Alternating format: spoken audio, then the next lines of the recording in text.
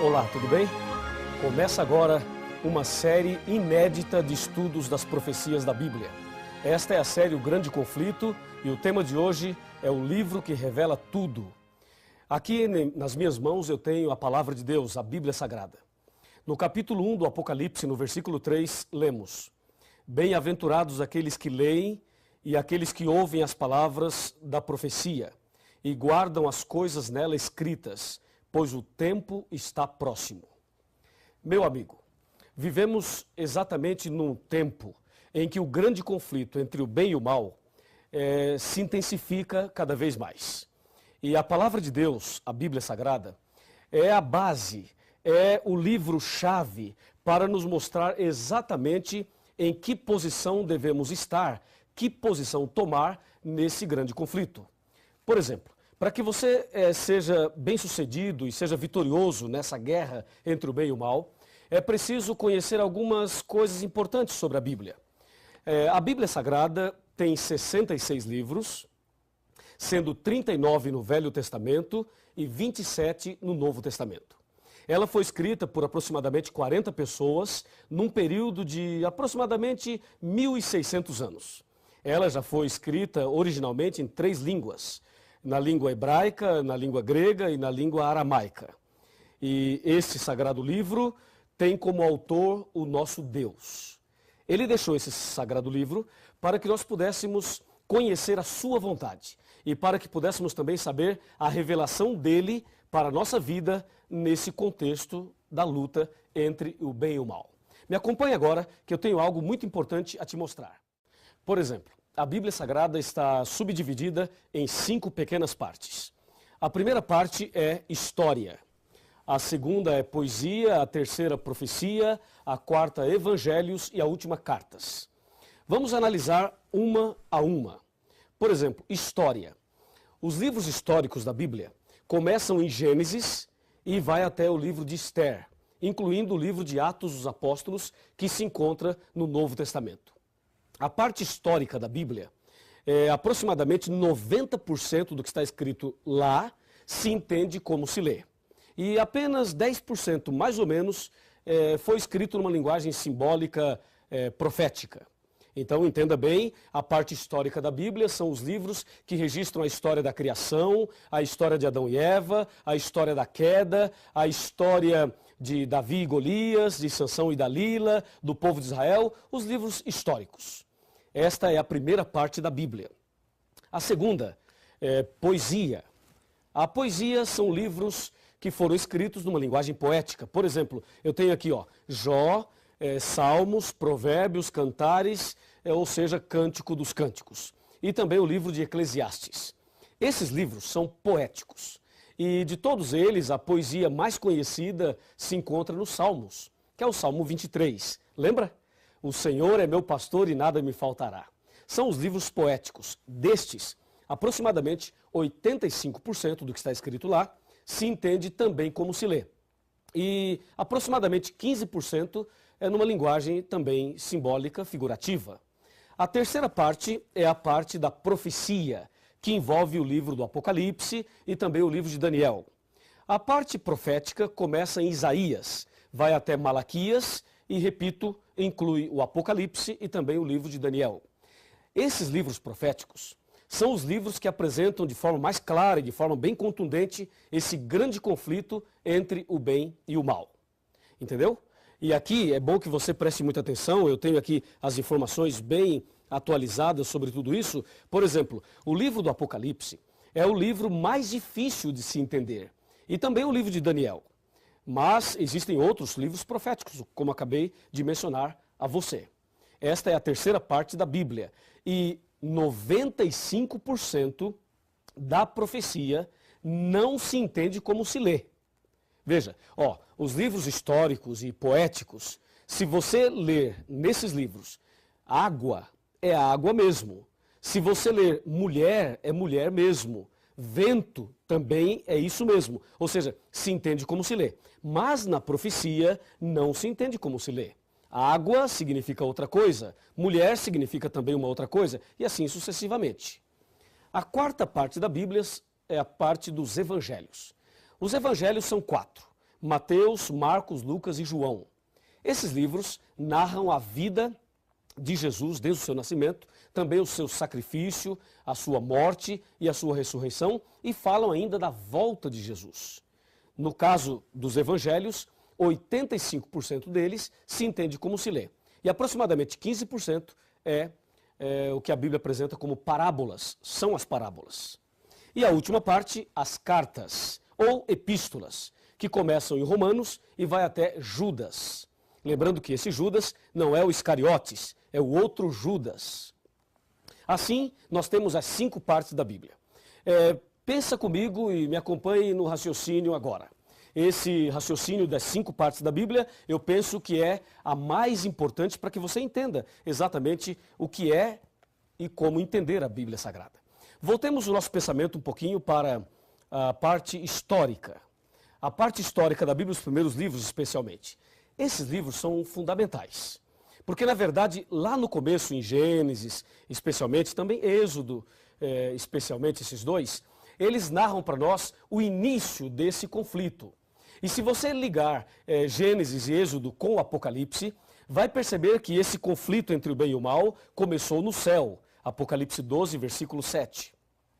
Depois, a parte poética vem trazendo mensagens de esperança, de conforto e de segurança. Depois nós temos as profecias, que eu vou falar por último. Vamos agora para os evangelhos, que são 4. O caso dos evangelhos é um caso muito interessante, porque 85% deles se entende como se lê. Pensa comigo o seguinte, Jesus estava andando e encontrou um homem cego, ok? Colocou a mão sobre ele e disse, vê, e o cego viu. Eu pergunto, isto é simbólico ou isto aconteceu de fato? Com certeza, aconteceu de fato.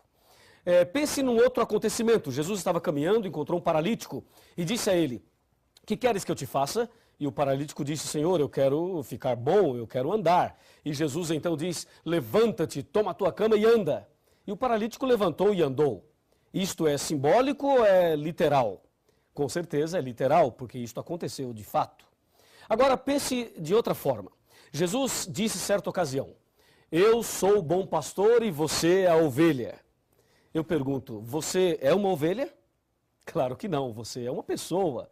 Tem 2 pernas, 2 pés. Uma ovelha tem 4, não é verdade? Então você não é uma ovelha, mas Jesus disse que você é uma ovelha. E disse que ele é o pastor. Aí você tem uma linguagem simbólica, uma linguagem figurativa. Jesus também mencionou e advertiu com respeito ao trigo e o joio. O trigo são as pessoas fiéis e o joio são as pessoas infiéis. Aí você percebe uma outra linguagem simbólica. É claro que você não é trigo e você também não é joio, mas estas palavras revelam a característica ou as características daqueles que são fiéis e daqueles que são infiéis. Assim você percebe que os evangelhos, 85% se entende como se lê e 15% não se entende como se lê. São as parábolas. E as cartas também. As cartas ou as epístolas, 90% se entende como se lê e 10% não.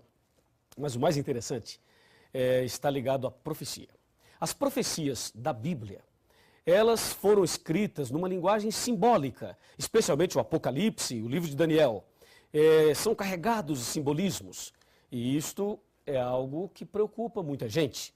E há muitas pessoas que não gostam de estudar a profecia porque não entendem. Vamos observar algumas coisas da profecia. Abra sua Bíblia aí, eu vou abrir a minha aqui também para dar um exemplo. Vejamos Apocalipse capítulo 7, versículo 1. Aqui diz, abriu a sua Bíblia? Ok? Então vamos ler. Depois disto vi 4 anjos em pé nos 4 cantos da terra, conservando seguros os 4 ventos da terra, para que nenhum vento soprasse sobre a terra, nem sobre o mar, nem sobre árvore alguma. Percebeu alguma coisa diferente? Se você não percebeu, eu vou ajudá-lo. Aqui diz que tem 4 anjos nos 4 cantos da terra, segurando os ventos. Primeiro problema, a terra é quadrada? Ou é retangular para ter 4 cantos? Não, a terra é redonda. Ela não tem 4 cantos. Ora, se não tem 4 cantos, por que o Apocalipse fala que tem 4 anjos nos 4 cantos da terra? Percebeu? A profecia não se entende como se lê. E mais, diz que os 4 anjos estavam segurando os ventos. Será que dá para segurar os ventos? E será que os anjos estão impedindo os ventos de soprarem? Claro que não, porque se isto acontecesse, nós estaríamos mortos. Então, ficou claro que a profecia não se entende como se lê. E aí você deve pensar, pastor, como é que se entende? Calma, nós vamos chegar lá. Esse é apenas o primeiro estudo dessa série. Veja um outro exemplo. Abra sua Bíblia em Apocalipse 12 e confira comigo o que diz o Apocalipse 12. Versículo 1.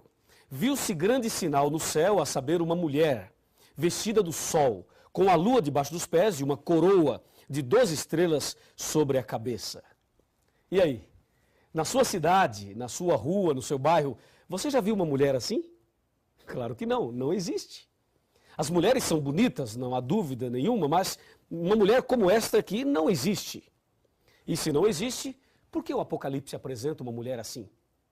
Percebeu? Mais uma prova de que a profecia não se entende como se lê, até porque uma mulher assim não existe.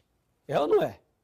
E se você observar aqui, o capítulo 13, e aqui está o ponto que as pessoas têm medo, ficam assustadas, mas não fique com medo, porque a Bíblia vai nos revelar tudo nesta série do grande conflito. Veja Apocalipse 13, versículo 1. Vi emergir do mar uma besta que tinha 10 chifres e 7 cabeças, e sobre os chifres 10 diademas, e sobre as cabeças nomes de blasfêmia. E aí? Imagine uma besta saindo do mar. Isso é assustador, não é? E algumas pessoas acham que é pecado ir à praia porque a besta vai sair do mar. Que absurdo, é ou não é? Sabe por que as pessoas erram?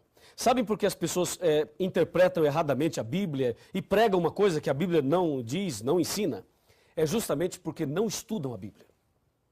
E você está de parabéns porque está aqui hoje estudando a Bíblia conosco.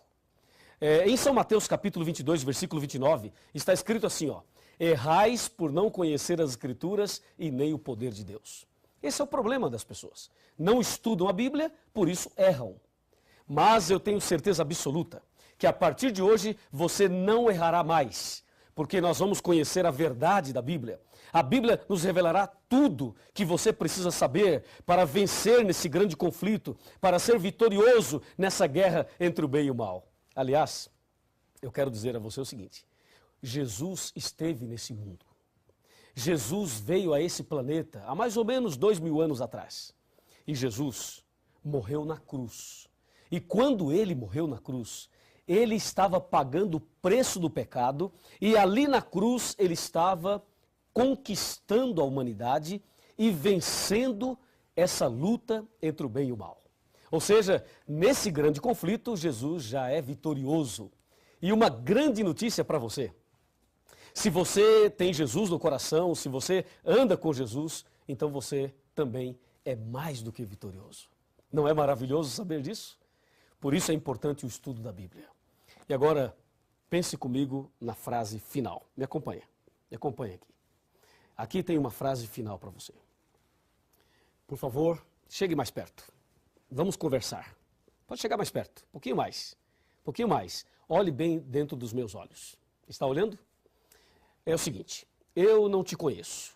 Não sei o seu nome, não sei quem você é, não sei onde você mora. Mas eu sei que você deve ter suas lutas, seus problemas, suas dificuldades. Deus conhece você e Deus também me conhece. E eu não sei exatamente por que você está aqui hoje estudando a Bíblia. Mas uma coisa eu te digo, em nome de Jesus. Em João 8,32 está escrito aqui na palavra de Deus o seguinte. E conhecereis a verdade, e a verdade vos libertará. Se você conhecer a verdade a partir de agora, se você fizer essa série completa, você vai conhecer toda a verdade. E Deus vai libertar você. Vai transformar sua vida. Vai fazer de você a pessoa mais feliz do mundo. E nesse grande conflito, você será vitorioso. Você será vitoriosa. Presta atenção, minha amiga. Presta atenção, meu amigo. Eu vou orar por você. E Deus te dará a vitória nesse dia e nessa série de estudos bíblicos. Você não quer aceitar fazer o curso completo e não quer ter Jesus no coração e você não deseja ser vitorioso também nessa guerra entre o bem e o mal? Que pergunta que eu estou fazendo. É claro que você deseja, é claro que você quer. E se você assim deseja, se você quer isto, então feche os seus olhos e vamos falar com Deus. Querido Pai Celestial, muito obrigado por esse primeiro estudo da Tua Palavra. Ela é lâmpada para os nossos pés e luz para os nossos caminhos. Ela revela Jesus, aquele que já venceu na cruz em nosso lugar. Ajuda-nos agora a conhecer melhor a Tua Palavra e a andar nos Teus caminhos. Abençoe essa pessoa que está orando comigo nesse instante e envia o Espírito Santo para fazer o milagre na vida desta pessoa que tanto necessita. Em nome de Jesus. Amém. A sua entrega é total. Você não pôde mais adiar. Jesus chegou ao seu coração, chamou por seu nome, você atendeu. Algumas lágrimas vêm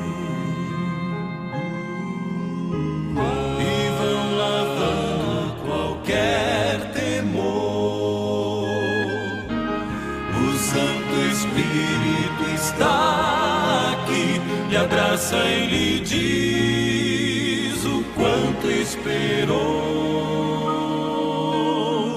Sua vida vai desabrochar, vai sorrir, vai cantar, começando aqui e por todo sempre.